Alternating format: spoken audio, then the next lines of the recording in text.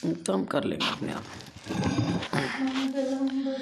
मंगलम भगवान वीरो मंगलम गौतमो गणी मंगलम कुंद कुंदाद्यो जैन धर्मोस्तु मंगलम सर्वमंगल मांगल्यम सर्वकल्याणकारकम प्रधानम सर्वधर्मानां जैनम जयतु शासन।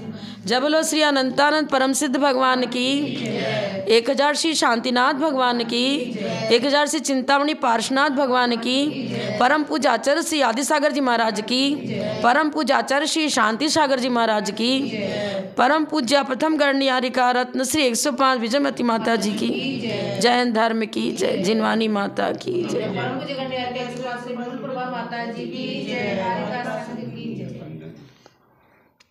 जिन सहस्त्र नाम, ये जब भगवान को केवल ज्ञान हो जाता है तब सौधर्म इंद्र 1008 नामों से भगवान की स्तुति करता है।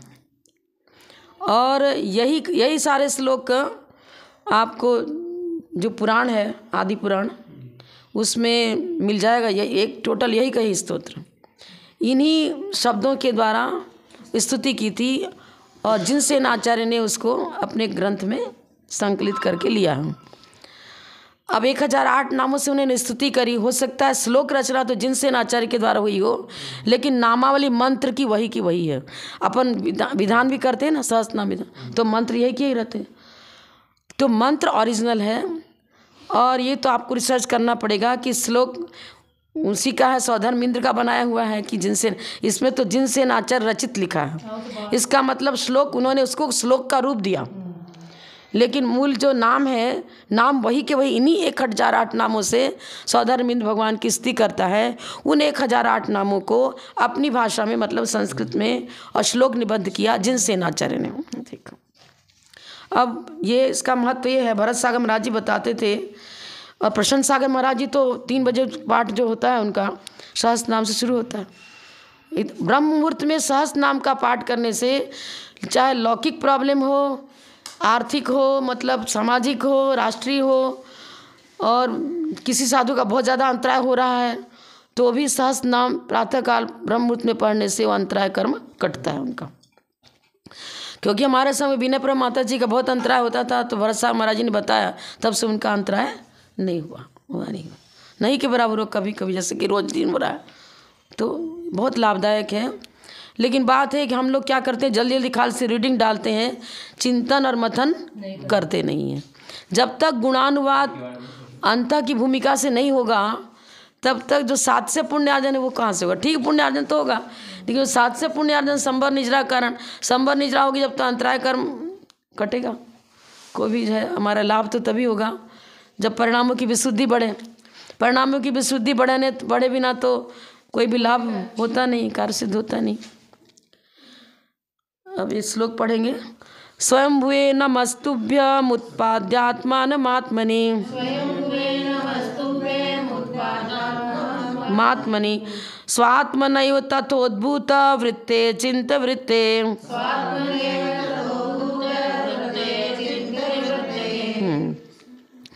स्वयं भुवे पढ़ना है, दोबारा तो पढ़ो।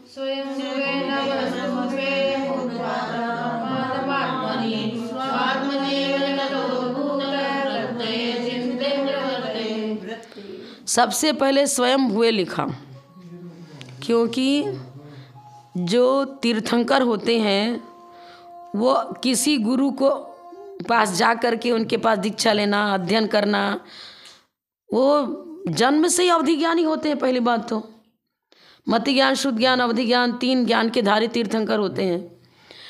और कोई भी दिगंबर साधु है वो ऐसा, उनका पुण्य तीव्र कहो या योग ऐसा कहो कि उनका आमना सामना होता ही नहीं है जो किसको नमस्कार करने का अवसर मिले। ऐसा आता है कि 2 मुनिराज को कुछ शंका हुई तो वो सोच रहे थे कि इनके पास जाकर हम शंका समाधान करेंगे, लेकिन भगवान महावीर के चरणों तक पहुँचे ही नहीं और उनको खाली दूर से देखते ही उनकी शंका का समाधान हो गया और लौट गए, क्योंकि जाएंगे तो फिर उनको नमस्कार करना पड़ेगा। ऐसा ही ब्राह्मी सुंदरी जो 2 पुत्रियां आदिनाथ भगवान को हुई तो तीर्थंकर किसी के साथ किसी आगे झुकते नहीं हैं। अब विवाह करेंगे तो फिर कन्यादान के समय झुकना पड़ेगा।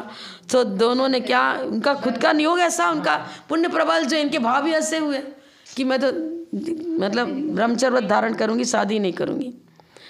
अब ये स्वयं हुए इसलिए कि इनका जो आत्मिक उत्थान है और इनके आत्मिक गुणों का जो विकास हुआ है, वो स्वयं के पुरुषार्थ, उनका उपादान इतना प्रबल और जागृत होता है कि उनको अनुकूल निमित्त स्वयं मिलते चले जाते हैं और उन्नति इनकी होती चली जाती है। केवल ज्ञान की प्राप्ति तक इन्होंने किसी का भी कोई सहारा नहीं लिया और आगे तो सहारे का सवाल ही नहीं। इसलिए स्वयं हुए अपनी आत्मा के द्वारा ही स्वयं हुए स्वात्मना। पहले स्वात्मना का अर्थ होगा स्वात्मना, अपनी आत्मा के द्वारा, आत्मनि अपनी आत्मा में, आत्मानम अपनी आत्मा के स्वरूप को, उत्पाद्य उत्पन्न करके, ये तुभ्यम में माँ चला जाएगा ना तो फिर उत्पाद्य निकलेगा, उत्पन्न कर, तथोद्भूत वृत्ते, तथोद्भूत मैंने उस प्रकार अपने स्वरूप को प्रकट किया। तथोद्भूत मैंने जैसा स्वरूप है वैसा ही प्रकट किया। आत्मिक गुणों को उत्पन्न करने का मतलब प्रकट करना। द्रव्य का उत्पाद नहीं होता और गुण तो गुणी के साथ त्रैकालिक होता है। गुणों की उत्पत्ति नहीं होती, द्रव्य की उत्पत्ति नहीं होती। गुणों का वैभाविक परिणमन होता है और जब गुणों का वैभाविक परिणमन होगा तो द्रव्य में भी वैभाविक परिणमन होगा। हम कौन है? जीव, शुद्ध जीव द्रव्य हैं। लेकिन अभी तो मेरा जो आत्मद्रव्य है वो तो कसायों से रंगा हुआ है, 8 कर्मों से लिप्त है। तो लिप्त होना अलग चीज़ है। ये लकड़ी का ही टेबल है, इसके ऊपर पेंट जैसा डाल दिया वैसा कलर नज़र आता है और हम कहते हो अमुक हरा वाला टेबल लेके आओ, लाल वाला टेबल लेके आओ। तो ये जो भी है ना ऊपरी है। जैसे कि समय सार ग्रंथ में आया है, दीवाल को आपने हरे रंग से, हरी दीवार, कोई कहे देखो आपने पूछा मेरा मकान की पहचान हम कैसे कराऊं? जो हरा रंग का बिल्डिंग दिख रहा है ना वही मेरा मकान है बोल देते हो। हैं अब प्रश्न किया उन्होंने कि दीवाल हरी है, क्या हरापन दीवाल का गुण है क्या? यहाँ तक उन्होंने कह दिया दीवाल है, दीवाल खड़िया नहीं, जो खड़िया है वो दीवाल नहीं। समझ में आया? हरे ड्रेस वाले को बुलाओ, लाल ड्रेस वाले को बुलाओ, खड़ा है सामने, तो क्या ड्रेस और वो व्यक्ति एक है क्या? दीवार तो ईंट से बनी और अकेले ईंट से भी नहीं बनी, उसमें तो सीमेंट बालू सब डाल करके उसको चिना गया, इकट्ठा किया गया, संचय है, अनेक दीवारों का ईंटों का संचय है। और फिर उस पर से पहले सफ़ेदी डाली, फिर दूसरा कलर डाला, सीमेंटेड किया, फिर सफ़ेदी डाली। अब दीवार का स्वरूप पूछा जाए तो क्या बताएंगे? क्या बताएंगे? तो वो बता रहा जो जो ऊपर का लेप है वो तो उसका स्वरूप है ही नहीं, उपादान कारण नहीं बनेगा, उसका स्वरूप नहीं है। जो जो ऊपरी लेप है भी हटा दो आप। अभी दीवार सफ़ेद थी, आपने दूसरा कलर डाल दिया, दूसरी हो गई, पर दीवार तो वही है। पहले उसको हरी दीवार कह रहे थे, कभी लाल दीवार कह रहे हो, कभी सफ़ेद दीवार कह रहे हो, दीवार तो वही की वही है, ऊपर का कलर बदल रहे हो ना। बस ये लेशाओं का पढ़ा आपने भी, कृष्ण, बस ये सब लेप लगे हुए हैं। और कषाय से अनुरंजित योग प्रवृत्ति लेस्या है। रंग लेस्या का चढ़ा, पर वो लेस्या को गाढ़ा लाइटली, हालांकि एक ऐसा कलर है कच्चा कलर, एक गहरा कलर, प्लास्टिक पेंट। हाँ, अनंतान मंदी कषाय सही थे तो गहरा हो गया, वो कृष्ण लेस्या हो गई। उसका भी तीव्र अंश, मध्यम अंश, जघन्य अंश, ऊपरी लेप। हम मनुष्य ये लेप है। चारों गतियाँ कषाय से अनुरंजित योग प्रवृत्ति लेस्या है और उसी के अनुसार गतियों का, चारों गतियों में गमन होता है और उसी के अनुसार रूप, लावण्य, सौंदर्य मिलना, बाह्य विभूति मिलना, सब कुछ पुण्य और पाप का खेल है। और पुण्य पाप लेस्याओं का खेल है। हाँ, कृष्ण लेस्या, कृष्ण नील कापोत लेस्या भी तो हम लोग जीवकांड पढ़ रहे, उसमें एक एक अंश बताया कि लेस्या के किस अंश से मृत्यु को प्राप्त होगा तो कहाँ पैदा होगा। पूरे 16 स्वर्ग सा, मध्यलोक का, भवनत्री का, फिर नरकों का, किस पटल में किस लेस्या के किस अंश से पैदा होगा। अब आपको लेस्या तो आप बता रहे ऊपरी कलर है, पर भैया उस लेस्या को आखिर लेपने वाला कोई कारीगर तो था ना, अपने आप तो नहीं हो गया ना, हम ही कारीगर हैं। कभी कृष्ण जी काली, अपनी दीवार को कभी काली बना लेते हैं, कभी नीली बना लेते हैं, कभी लाल बना लेते हैं, कभी सफ़ेद बना लेते हैं, कभी कुछ करा लेते हैं, शुक्ल से करते रहते हैं। तो ये स्वयं हुए, इन्होंने प्रारंभ से ही रत्नत्रय के द्वारा अपनी आत्मभूमि को स्वर्णिम बनाए रखा, किसी दूसरे के पास नहीं जा। अब प्रारंभिक दशा और पूर्व भवावली देखो, तब तो भवावली में तो हमारी जो भवावली है वो उनकी भवावली बनेगी एक तरह से हमारी जैसी। लेकिन जब समय दर्शन उनको हुआ और अपनी साधना अपनी तपस्या बढ़ाई, तीर्थंकर प्रकृति का बंद कर लिया, और फिर तीर्थंकर आप तो स्वयं हुए, आप किसी को गुरु नहीं बनाते हो, अपने द्वारा पंच कल्याणक भी हुआ। सारे इंद्र उनको 100 इंद्र नमस्कार कर रहे हैं, सब उनका पंच कल्याणक मना रहे। तो ये सब वैभव जो है ना, सब रत्नत्रय की ज्योति ही सारा, मतलब लौकिक विभूति हो, पारलौकिक विभूति हो, आत्मिक गुणों का हो, सब तो रत्नत्रय की साधना से ही उपलब्ध होता है। आज जिसकी करोड़पति बना है, वो करोड़पति दुकानदारी से नहीं बना। दुकानदारी तो एक तरह से आलम्बन है उसका, वास्तव में उसके पहले धर्म, कुछ विशेष धर्मार्जन किया, पुण्यार्जन किया, उस पुण्य ही उसका उपादान जो है ना आज जागृत है। तो घर में बैठा ही फोन से कर बात कर रहा, लक्ष्मी आती जा रही, घर में बैठ कर कुछ नहीं कर रहा, मेहनत भी कुछ नहीं कर रहा है, गद्दी बैठा आराम से। और एक किसान बेचारा दिन भर खेत में काम कर रहा, तो मुश्किल से रोजी रोटी मिल पा रही, मेहनत तो वो भी खूब कर रहा, आप तो इतना मेहनत भी नहीं करो जितना किसान कर रहा। फिर पुण्य और पाप सब, कोई सुबह शाम तक दुकान लेके बैठे, बोनी तक नहीं होती किसके, मतलब उसको बोलते ग्राहक ही नहीं आ रहा, सब पुण्य और पाप। तो चलो वर्तमान को हम नहीं सुधार सकते, क्योंकि वर्तमान में तो जिसकी आबादा पूरी हो गई है वो कर्म अभी उदय में आ रहा है। अभी जो हम पुण्यार्जन कर रहे हैं ये तुरंत का तुरंत उदय में, जितनी ज़्यादा विशुद्धि से हम धर्मार्जन करेंगे तो पुण्य की स्थिति ज़्यादा पड़ी, पुण्य की स्थिति ज़्यादा पड़ी ना। तो वो शुभोपयोग के द्वारा जो जिन्हें भक्ति करके पुण्य अर्जन किया, अब उसकी जो आबाधा काल, वो समय पर एक कोड़ा कोड़ी सागर किस्ती लेकर कर्म बांधा तो वो 100 वर्ष के बाद फलेगा, ऐसा नियम है। एक कोड़ा कोड़ी सागर किस्ती को लेकर किसी भी कर्म का बंद करते हैं तो 100 वर्ष के बाद उदय में आएगा। अब हम मान लिया कि पुण्य का है विशेष शुद्धि बढ़ा रहे हैं, तो एक कोड़ा कोड़ी क्या हो सकता है मेरा, 30 कोड़ा कोड़ी, 20 कोड़ा कोड़ी, 25 पुण्य तो नाम कर्म की प्रकृतियाँ अलग अलग हैं।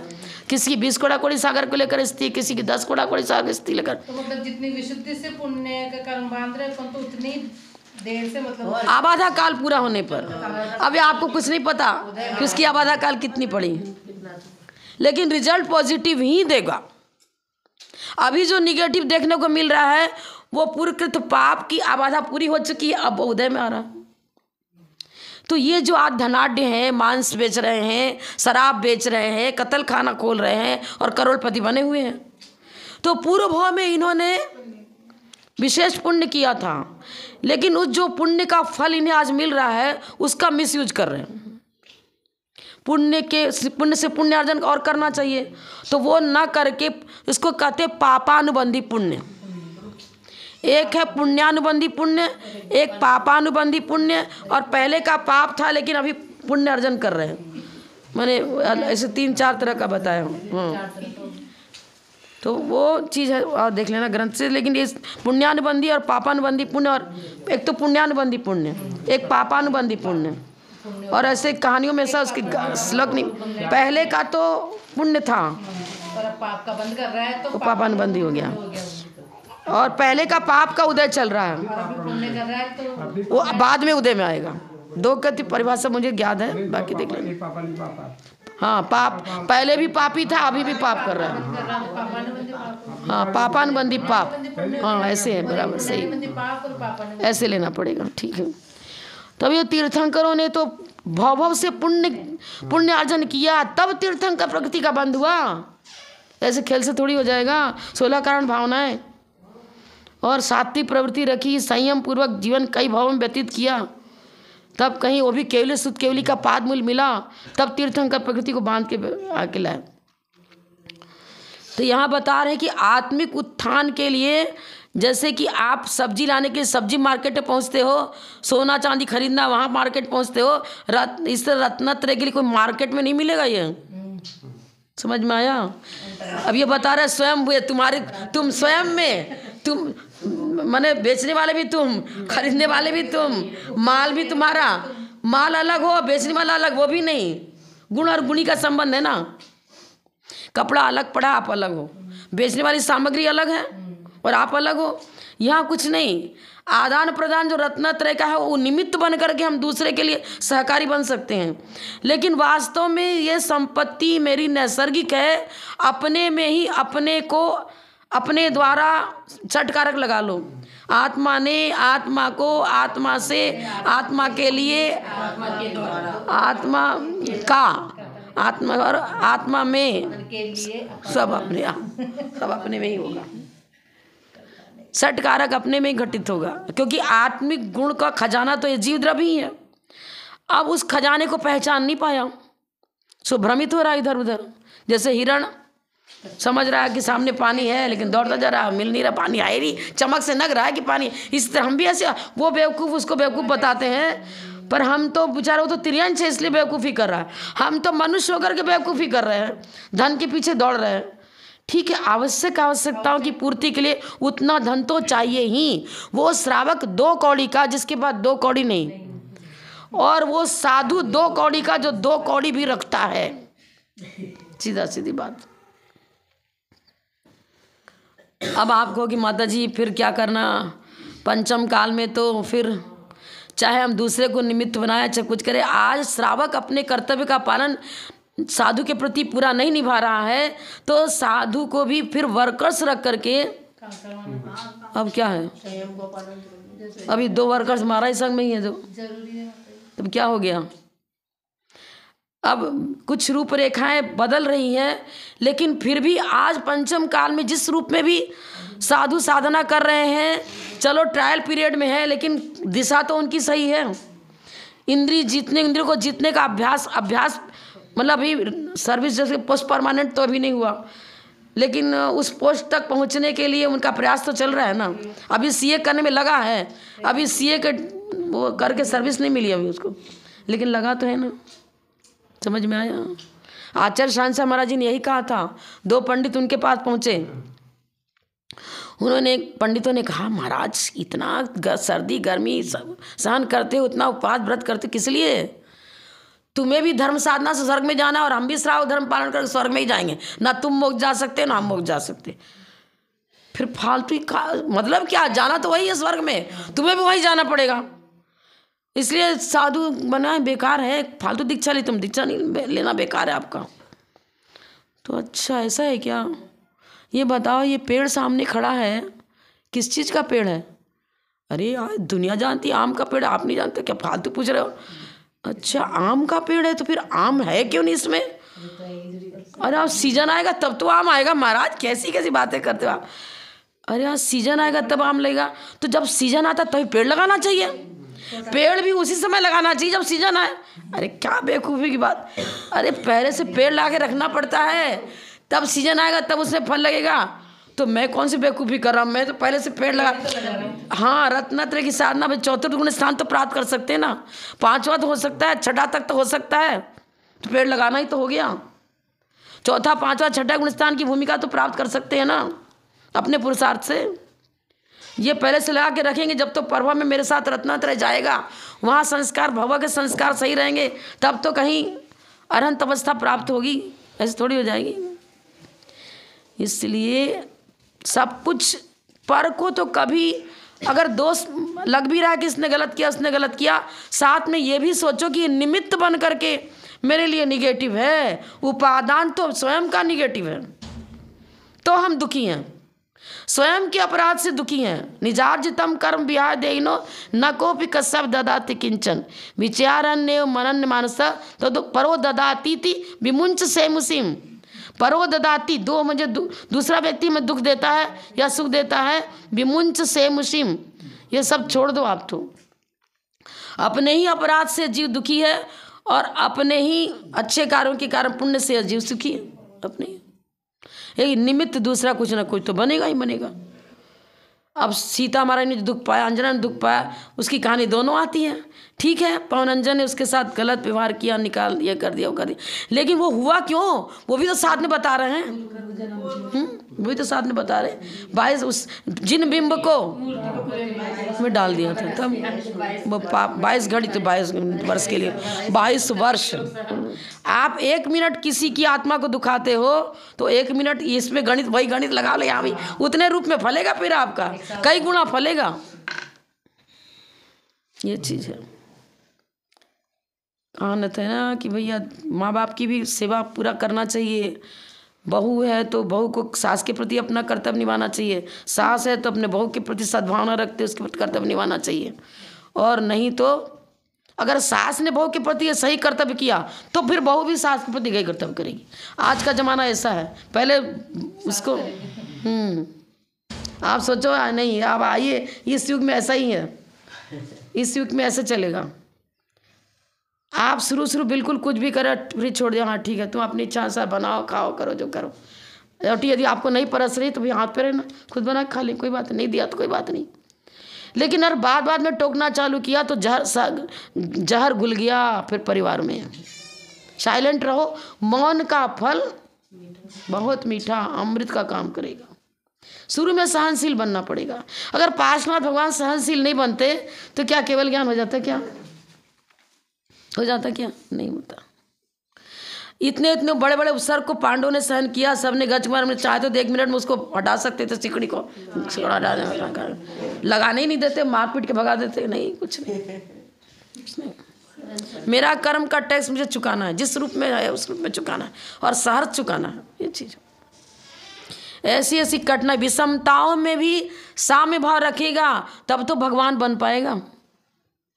विषमताओं में यदि कषायग्रस्त हो गया तो फिर भवावली चलती रहेगी, एक दूसरे की चलती रहती है, चलती रही कितने भाव तक। सभी तीर्थंकरों का पढ़ लो भवावली, क्या क्या मुझे तो याद नहीं है। कमट का कितने भाव तक चला, किसका कितने भाव तक चला, आप देख लो। पांडवों का क्या क्या, हम बातों नहीं, वर्तमान युग का मैं पूरा डिटेल नहीं बता सकती। तो यहाँ सबसे बड़ी स्तुति के द्वारा यह शिक्षा मिल रही है कि हमें अपने पुरुषार्थ से अपने को ही महान, हम अपने पुरुषार्थ से ही महान बनेंगे और अपने पुरुषार्थ से ही पतित होते हैं। उत्थान और पतन दोनों हमारे हाथ में है। हम अपने आत्मा के द्वारा ही अपनी आत्मा में अपनी आत्मा के स्वरूप को उत्पन्न कर, माने प्रकट कर, अपने स्वरूप को प्रकट करने वाले और अंतःकरण की अगोचर वृत्ति, अचिंत्य वृत्ति, अगोचर वृत्ति वाले स्वयंभू स्वरूप आपको नमस्कार हो। ये भगवान का विशेषण दे दिया, अचिंत्य वृत्ति। आपकी गुणों का वर्णन बड़े बड़े विद्वान नहीं कर सके, बड़े बड़े आचार्य नहीं कर सके। 33 सागर तक वो रहता है सर्वार सिद्धि में देव, वो भी पूरे नहीं कर सका, हम क्या करेंगे। अचिंत्य वृत्ति, आपका छायिक चारित्र, उसका गुणानुवाद, आपके केवल ज्ञान की महिमा हमारे हम छद्मस्त के लिए तो अचिंत्य है, उसका चिंतन भी नहीं कर सकते। अल्पा सुतम सुतवताम परिहास धाम तद्भक्ति रे मुखरी कुरुते बलान्मा यत् को किला किल मधौ मधुरम विरोति तच्चाम्र चारु कलिका निकरई कहित। अब निमित्त भी दिखा दिया और उपादान भी दिखा दिया इसी में। मैं तो अल्प ज्ञानी हूँ। अब क्या हुआ, मंजरी को, आम की मंजरी को चख करके उसको चखने के बाद उसकी गला खुलता है, फिर वो बोलने लग जाता है। इसी प्रकार आपकी वितराग छवि को का निमित्त पा करके अंदर में छिपा हुआ मेरा ज्ञान आपके सहारे से ही प्रकट हो रहा है और स्तुति मैं कर पा रहा हूँ। उपादान तो मेरा है लेकिन निमित्त भगवान आपका ऐसा आशीर्वाद, आपकी जो ऊर्जा हमें मिल रही है वो ऊर्जा ही मुझे सक्रिय कर रही है। मैं खुद बताऊँ, मेरे को कभी मैंने कोई काव्य रचना नहीं करी, ना कोई चालीसा लिखा, ना कोई पूजा बनाई। लेकिन जब आचार्य सन्मति सागर महाराज जी ने मुझे आज्ञा दी कि आपको बड़ी माता जी का अभिवंदन ग्रंथ लिखना है, हमारे संघ के अन्य साधु ने सब ये हो गए, सब मतलब कोई भी हमें 1% भी किसी प्रकार सहयोग देने को तैयार नहीं, ना कोई कुछ तैयार। और महाराज जी भेज रहे, वो अलग तरह का था, उसमें माता जी गुणानुवाद के अतिरिक्त अन्य विषय था। तो फिर मैंने सोचा कि मैं तो फिर भी प्रभासगिरी क्षेत्र जो था ना, एक तो वो क्षेत्र अच्छा मिल गया, फिर आचार्य सिंह ने आज्ञा दी थी, वो तो फलीभूत होना ही होना है। अब मैं भले थोड़ा सा ऐसे छंदों का नियमन क्या है, वसंत तिल का छंद के नियमावली लिख के यहाँ रख ली, उसे मिला के एक अक्षर, हाँ इसके बाद ऋष होना चाहिए, दीर्घ होना, जोड़ते जाते। और मेरे से जैसा भक्तामर के 48 काव्य हैं, ठीक उसी वसंत तिल का छंद में मैंने बड़ी माता जी की स्तुति लिख दी, विजय स्तोत्र उसका नाम रखा है, और एकदम सही है। एक आध जगह कहीं हल्की सी त्रुटि थी तो किसी के पास भेज करके उसको शुद्ध करवाया था, लेकिन एकदम सही। चालीसा भी लिख दी, पूजा भी लिख दी, सब लिख दिया पूरा, और गद्य में बहुत सारे लिख दिए। तो जैसे यहाँ भक्तामर ने बताया ना, अल्पस्ततम, वास्तव में मेरा ज्ञान उस योग था ही नहीं, और ना अभी कहो कि अब लिख दो तो नहीं हो रहा होगा। वो गुरु ने कुछ ऐसा बटन चालू कर दिया था, उधर से मेन स्विच चालू हो गया तो पंखा चलने लग जाता है। बटन ऑन करने वाले वो थे, और उनको हमको चालू करने वाले भी वही थे। पता नहीं कैसे लिख गया, कौन सी लेखनी से लिखी। इसी तरह होता है कि मतलब एक चमत्कार ही हुआ मेरे साथ भी। तो वही मैं तो मानती हूँ आशीर्वाद बहुत बड़ा काम करता है, बहुत करता है। हाँ। फिर हम बाद में कितने प्रयास करते हैं। सुंदर साहब महाराज ने कहा था कि मेरा कुछ ऐसा लिख दो, उसका लिखो करो, तो हम लिख ही नहीं पाए, कर ही नहीं पा रहे क्योंकि मैंने अपनी शक्ति से तो अकेले किया नहीं था। और केस रोज करने में कम से कम 1.25 घंटा 1.5 घंटा लगता है। और जब मेरे को गणिपत संस्कार के लिए महाराज ने 5 बार निकालते हैं ना, गुरु ही निकालते, उन्होंने निकाला। और टाइम विराज साहब महाराज जी कर रहे थे, अब मुहूर्त टाइम उसका कहीं ओपनिंग होना था, वहाँ भी जाना, ये करना। अब ये आप केस रोज भी अभी नहीं शुरू हुआ है, तो महाराज ने कहा मुहूर्त सही होगा तभी शुरू होगा, अभी नहीं शुरू होगा। प्रवचन कराते रहे दूसरे का इसका। जब मुहूर्त चालू हुआ तो मेरे से कहा आप केस रोज चालू करो। उन्होंने 5 बार किया। ये भैया जैसे कोई बिना सांस लिए जो दौड़ता जाता ना, वो बाल यानी क्यों यूँ दूर ऐसे निकले ना, मुझे खुद समझ में नहीं आ रहा है कि जैसे कोई घास फट से उखाड़ के रख देता। वो पूरे 1.25 घंटे के अंदर आधा घंटा से 2-3 मिनट ज़्यादा हुआ होगा, घने बाल एकदम निकल गए, पता नहीं। आचार्य महाराज के तो बहुत बड़े बड़े चमत्कार हैं, एक सुने क्यों तो पूरा जीवन चमत्कार से भरा पड़ा हुआ। मेरे अंदर है ताकत क्या कि हम इतनी जल्दी बाल खींच के निकाल दें। ताकत है तो आप निकाल ही नहीं पाते। 1.25 घंटा लग जाता है, 1.25 घंटा थोड़ा 1.5 घंटा करीब लगता है, और आधे घंटे में हो गया। इसीलिए निमित्त सही जुड़ाते रहो। जिनेंद्र भक्ति है पंचम काल, क्या करेगा पंचम काल? मेरा सिर्फ मोक्ष डायरेक्ट नहीं जा सकते, इतना ही है। बाकी मोक्ष मार्ग प्रशस्त करने की पूरी उपादान शक्ति अभी भी मेरे पास है, क्यों नहीं है? हमेशा आत्मनिंदा, निंदा, गर्हा और आलोचना करते रहो, विशुद्धि बढ़ती रहेगी, पाप का क्षय होता रहेगा, और आत्मिक गुणों का प्रकाशन अपने अपने जैसे होना हो जाएगा। आज बीज बोया तो आज ही थोड़ी पेड़ निकल आएगा। आज जिन्हें भक्ति कर पूर्वा में ना करी हो, कि पता है क्या ना करी हो, तो आज का आज कैसे मिल जाएगा? करते रहो। पूर्वकृत कर्म की स्थिति खंडन भी होगा, अनुभाग खंडन भी होगा, और वर्तमान भी, माने भूत भविष्यत वर्तमान तीनों को सुधारने के लिए यही तरीका है कि जितनी शक्ति भक्ति है उतना धर्म ध्यान करो। सीधा सीधी बात, जितना समय निकले धर्म ध्यान करो। धर्म ध्यान के लिए मंदिर में बैठे तभी धर्म ध्यान होगा, ये भी हमारे आचार्य नहीं लिखते हैं। धर्म ध्यान का मतलब किसी के प्रति हम गलत व्यवहार नहीं करेंगे, किसी को कटु वचन बोल के उसका जी नहीं दुखाएंगे। और अब कटु वचन माने उसका अहित चाहते हुए कटु वचन बोलना, वो पाप बंध का कारण है। किसी का हित चाहते हुए कटु वचन बोलना, वो पुण्य बंधन का कारण है। समझ में आया? खल गुरु कह रहे आत्मानुशासन में, दोषों को देख करके भी टोकता भी नहीं है, बोलता भी नहीं है, समझाता भी नहीं है।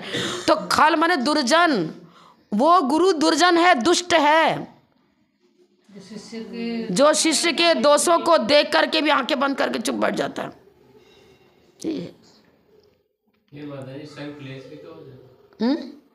उसको शुभ संक्लेश कहा है। मोक्ष नहीं जाएगा, ठीक है। कसाय बंद हो रहा, स्थिति अनुभाग बंद रहा है, तो उसको शुभ संक्लेश, और आता है ना ग्रंथ में आता है भगवती, शुभ संक्लेश और अशुभ संक्लेश। पंचेंद्रिय विषयानुराग पूर्वक संक्लेश कर रहा है तो उसको अशुभ संक्लेश कहेंगे। और शुभ संक्लेश, अब पंचकरण कराना है, अब आपको जो जो काम दिया है उसके लिए तो तमाम चिंता हो रही है। अब ये खरीदी नहीं हो पा रही, ये नहीं हो पा रहा, ये आइटम नहीं बन पा रहा, वो नहीं हो पा रहा, वेदी अभी पूरी बननी बाकी रह गई, ये हो गया। तो और साधु को भी होगा, आचार्य को भी होगा, भाई आपने सब पूरी तैयारी करी कि नहीं, क्या हुआ क्या नहीं। आकुलता तो दोनों जगह है, पुण्यार्जन में भी आकुलता है और पापार्जन में भी आकुलता है।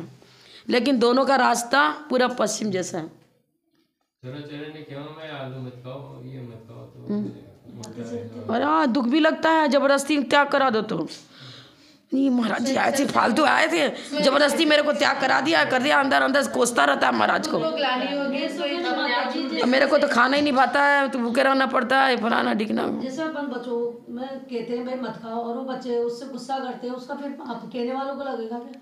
आप ये जैन धर्म भी यही बताता है, कोर्ट भी यही बताता है, 3 बार कहो किसी को, 3 बार से चौथे बार उसके पीछे मत लगो डंडा लेकर के। डंडा लेकर पत्ती को रोकना चाहोगे, रुक जा, और बटन तो बंद किया ही नहीं। बनाना तो खुद को ही पड़ना पड़ता है, जैसे मैंने त्याग है, बच्चे नहीं मानो तो बनाना पड़ता है मजबूरी में। आप जानो आपकी परिस्थिति, हम तो उसके आंसर तो हम भी अपराधी हो जाए। अब आप 9 कोटि से त्याग किया है कि 1 कोटि से त्याग किया है कि 2 कोटि से त्याग किया, आप करो, हाँ आप जानो, लेकिन पाप का बंध तो होगा, छूटेगा नहीं। आप समझ रहे, मेरा ऐसा ही कुछ योगा योग है, जो ऐसी पुत्र संतान, वो भी तो अनुकूल पुत्र का मिलना और अनुकूल संतान का, वो भी तो पुण्य पाप का ही खेल है ना। एक समृद्ध साम्राज्य अपने घर में उत्पन्न हुए, जो कि कितना को बताते, उसमें कितना 30-35 किलोमीटर या 40 किलोमीटर कितना था, वहाँ पहुँच गए, खाली चना जेब में रख लिया, अरे रख लिया, चले गए वहाँ। विमल शाह महाराज जी का ऐसे ही आता है, वो भी महाकृति महाराज के पास पहुँच गए और साइकिल से संमेद शिखर की यात्रा कर ली। और जब देखो, जब कोई महाराज भी आ रहा है तो इतना सा बच्चा विद्यार्थी, वो भी आटा पीस करके रोटी बना के महाराज को बाहर करा दे रहा है। आज के युग में वह संतान हमें नहीं मिल रही, तो हमारा पुण्य का पाप का ये समझ रहे खेल, और क्या बताओ। खुद हो जाएगी। हाँ बस वही होता है, वही मैं तो ये सोचती हूँ, पूर्वों के पाप का फल मिल रहा है। हाँ पाप का फल मिल रहा है, क्या करो। अब एक बात है कि बचपन से संस्कार नहीं डाला, बड़े होने पर उनको फिर टोकना टाकना चालू किया, ये भी बात है। पहले खुद में समझदारी नहीं थी, बचपन से कहते हैं नहीं मानते। वो आजकल क्या है कि स्कूल की पढ़ाई पे ज़्यादा ध्यान देते हैं। तो पंचम काल है ना, लौकिक विभूति चाहिए, आत्मी विभूति पंचम काल की, उस बिरले, उसको चाह रखने वाले बिरले ही होंगे। इसलिए तो कहते हैं संस्कार गर्भ से चालू हो जाते हैं, तो अपने खुद के भाव उस वक्त होते, तो फिर उस समय आप गर्भवती हो तो आलू फालू सब त्याग करो, पूरा खुद ना खाओ। बाद के संस्कार कुछ ही नहीं खाते, नहीं खाते तो भी खाते। वही है कि अपन तो निमित्त, माँ भी तो निमित्त है ना भाई, उनका खुद का तो पाप उनका। अब एक ही, अब देख लो रावण के, देखो वो तो बाप पिता ही था ना, वो बताओ नरक चला गया, और पुत्र सब मुक्त चले गए, और लक्ष्मण चला गया कहाँ, और उसके पुत्र तो डेड बॉडी देख करके, अरे इतने एक क्षण में, अभी तो बिल्कुल हंसते खेलते, अभी तुरंत डेड बॉडी हो गई। संस्कार भी नहीं किया, वहीं से तुरंत के तुरंत निकल गए, मुनि बन गए। कि संस्कार तो करके तब तो जाओ, मुनि बनना ही, तो मुनि बन गए भाई के। मंदोदरी आदि सब रानियों ने तुरंत दीक्षा ले ली, सभी आता है। जान लो पूर्व का पूंजी नहीं है, तो जिसके बाद पूर्व की पूंजी ने क्या, वो वर्तमान में व्यापार शुरू नहीं करता क्या? किसी न किसी तरह करता है ना, भले ठेला लाग करेगा, चना बेचे करेगा, शुरू तो करता है ना। तो ऐसे हम भी ठीक है, पूर्व का मान लो मेरा नहीं है तो कोई काम नहीं है, वर्तमान से हम अपना पुण्य चालू करें, अगला तो मेरा सही रहेगा ना। हाँ ऐसा थोड़ी है, पर आर ध्यान उसको पीछे नहीं करना, नहीं मानता वो जाने, उसका भाग्य वो जाने, में कोई मतलब नहीं, करो तो करो, ना करो तो ठीक। अब मैंने तो 4th क्लास में शायद पढ़ती थी मैं, 3री-4th में, और आप मैं खुद बताऊं कि मेरे को यदि आलू की सब्जी नहीं मिली तो आँख से आंसू गिरेंगे, और आलू की सब्जी दूसरा चाहिए ही नहीं। अब महाराज पुष्पदन सागर महाराज के चातुर्मास हुआ पास में, बिल्कुल ये मान जैसे आपका ये मंदिर है, बस ये घर और मंदिर था नज़दीक। वो प्ले फील्ड मतलब बच्चों का खेलने की, खूब बड़ा था ना, तो सब बच्चे वहीं खेलते थे। महाराज सबको बिठा लेते, बैठ सब बैठो। अब बोला आलू खाओगे, देखो वहाँ चित्र बने थे नरकों के, कढ़ाई में तल रहे, कट रहे, पीट रहे, आलू खाओगे, ये ऐसे बनना पड़ेगा और नरक में से मारेंगे। तो क्या करना, आलू खाने में बहुत पाप है, इसको छोड़ दो। तो छोड़ देंगे तब तो नहीं जाएंगे नरक, उनका दिया हाँ तब नहीं जाओगे, तो छोड़ दिया तुरंत। अब बताओ, अग्रवाल में बनते हैं, सब खाते थे, यहाँ तक कि माता पिता भी खाते थे, पर मेरे महाराज जी ने कहा नहीं खाना। अब तो आलू आ रहा है तो हम कहीं इसको हटाओ, पहले तो आलू ही चाहिए, अब करें आलू नहीं चाहिए, चम्मच भी नहीं लगना चाहिए। लो, ज्ञान बहुत बड़ी चीज़ है, जब तक ज्ञान बोध नहीं होगा पाप पुण्य का अंतरंग से, तो पहले के बच्चे इतने सरल होकर मान लेते थे, तो वापस वही बात है। ऐसे कैसे हो गए, ऐसे कैसे हो गए। तो वैसे जीव है फिर भी, लेकिन माता जी उनको खाने रात को मिलता है, उनको मिलते ही नहीं है वहाँ पे, बाहर पड़ते हैं ना बच्चे। हाँ, उनको मिलता भी नहीं है। 9 बजे तो खाना मिलता है। और उनको आज परिस्थिति विषम है, सब सारी विषमता का रिजल्ट कहाँ है, वो पहले वाले से रिजल्ट लेना पड़ेगा। आपने आंसर कुछ गलत लिखा है तब तो क्रॉस होकर नंबर कम मिला। आपने पेपर दिया, परीक्षा दी, अब जितना परसेंटेज करेक्शन सही था उतने परसेंट आपको मिल रहा है सही पुण्य और जो क्रॉस में आ गया था वो क्रॉस का ही फल मिल रहा है। हम क्या करें, जितने मार्क्स आने थे उतने ही मार्क्स आएंगे ना। गलत आंसर में भी सही मार्क्स मिल जाएगा क्या? नहीं मिलेंगे। फिर हमारा ही अपराध है भाई, दूसरे का थोड़ी। हम तो कभी सोचते ही नहीं कोई गैस्ट्रिक ट्रबल है तो क्या करूं, कुछ के कभी सोचते भी ना, उसका आरा ध्यान करते हैं। तो है वो अपना काम कर रहा है, हम अपना काम करें। यही कि जितना परिश्रम होना चाहिए उतना नहीं कर पाते, बीच में जो रेस्ट ज़्यादा लेना पड़ता है, थकावट मालूम पड़ती है, सिर घूमता है, वो बात अलग है। लेकिन जो समय हमको फ्रेश माइंड से समय, इतना तो नहीं हर समय प्रमाद ऐसा तो नहीं है भाई। 24 घंटे में कम 10-12 घंटे तो काम कर सकते हैं ना, कर रहे हैं आराम से। जितना घर से फुर्सत समय मिले, घर में भी रह करके झाड़ू बारी करते हुए भी आप 12 भावना भा रहे हो, कोई वैराग भावना पढ़ रहे हो, कोई भक्तामर पढ़ रहे हो, चिंतन अच्छा कर रहे हो, तो क्या है, धर्म ध्यान है।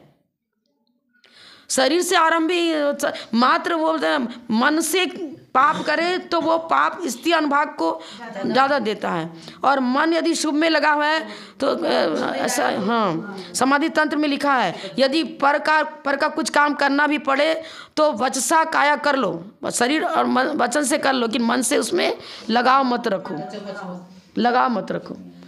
ये चीज़ मन को पृथक रखने का अभ्यास करो, ज़्यादा रचो पचो मत, अपने गुणस्थान के अनुसार मेरा समय दर्शन कम से कम बना रहे, अनंतान मंदी वाली कसाय जागृत ना हो, इतना तो कर सकते हैं ना।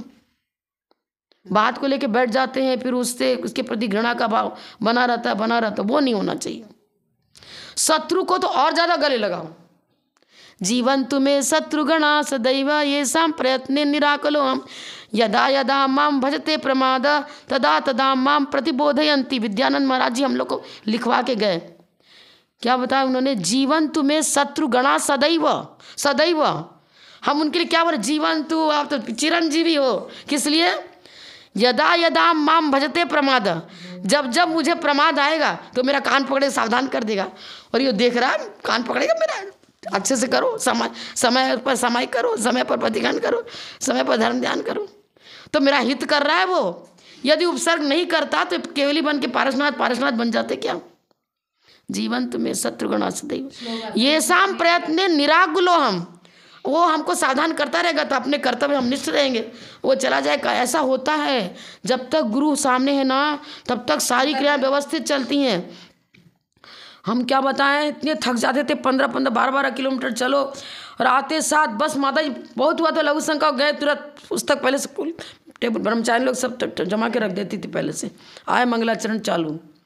और हम सोचते भाई यहाँ पे थक गए, थोड़ा सा लेट जाए, गर्मी है, चक्कर आ रहा है, उनके सामने बैठना ही पड़ता था। अब माता जी समाधि के बाद हमसे नहीं हो रहा, पड़ गए छुट्टी, काम थकावट हो रही भाई थोड़ी, हम नहीं कर, हम तो मन में जो पाठ याद है वही बोले, हम नहीं बैठे स्वाध्याय में, नहीं करते। बंद मेरा तो स्वाध्याय, थक चल के आया, हमें कोई नहीं स्वाध्याय करती। अभिषेक देखा बस हार को उठे, बस तई नहीं करते। क्या हो गया, गुरु के सामने और नहीं रहने से क्या हो गया, फर्क पड़ गया ना, शिथिला। और उस समय अवस्था भी, अब ये भी बात है, अवस्था भी सही, वो भी बात है, रुचि तो रहती है लेकिन शरीर साथ नहीं देता, कोई भी हो। वो रुचि तो है पूरी वैसी की वैसी। अब जो माता जी ने पढ़ाया उसके संस्कार तो गहरे हो चुके हैं।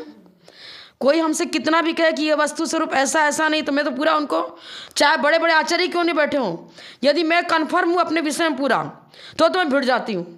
यदि मैं स्वयं कन्फर्म नहीं हूँ तो भाई आप देख लो, जैसा हो सका ठीक है, कहते ना कितने भी हो तो मैं ऐसा ही है, आखिर वो रिजल्ट ऐसे ही आता है। वो कितना भी कहते रहो कभी कभी गुमराह करने के लिए सामने वाला कहता है नहीं ऐसा नहीं, ऐसा नहीं, परीक्षा लेने के लिए हमारी, नहीं ऐसा ही है, इस नए से ही वस्तु ऐसा है, इस नए से वस्तु ऐसा है। जानते पक्की होगी, जिसमें पक्के उसी में बोलेंगे, जिसमें पक्के नहीं उसमें तो मैं खुद पान पकड़ ले, मेरे को नहीं आता भाई, भले ही परमाणुओं का विषय हो, कुछ भी हो, नहीं आता तो नहीं आता।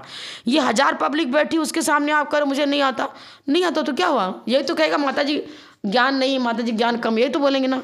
लेकिन गलत बता करके पापार्जन तो नहीं करेंगे, नहीं आता तो नहीं आता, सरल सरल विषय कभी नहीं आता। और जोड़ घटाव सामान्य भी है ना, तो कभी कभी हम कहते हैं अरे हम एक तो गणित को देखते ही डर लग जाता है, मेरे से जरूर गलत हो जाएगा, मेरा जरूर गलत है मन पहले से। तो भैया हम तो अरे माता जी इतना सा नहीं है, मैं तुम्हें ही कर दो आप तो ठीक है। हम किस क्षेत्र में ज्ञान है, पर इस क्षेत्र में आप ही जोड़ घटाव गुणा भाग आप ही करो, मेरे से नहीं बन पा रहा है। और बनता भी है तो क्या मन अंदर में भीति बैठ जाती ना, जो हम तो डर गलत हो ही जाएगा पक्का है। लंबा चौड़ा कोई गणित है तो छोटा मोटा तो सभी कर लेते हो, तो कोई बात नहीं। कभी कभी 10-10 अंक का है, अब 10 अंक नीचे है और 15 अंक से गुणा करना आपस में, तो बहुत लंबा चौड़ा हो जाएगा ना। टाइम हो गया, ये भूमिका में थोड़ा सा टाइम लग गया, आगे सब सरल होगा। एक बार ये तो बताना पड़ेगा कि क्या चीज़ है, इसमें सब निश्चय नहीं कि अपेक्षा से विषय मिलेगा, व्यवहार नहीं कि तीर्थंकर हैं वो तो निश्चय नहीं कि वो निश्चय सम्यक दर्शन जिसको बोलते हैं पर द्रव्यंते भिन्न आप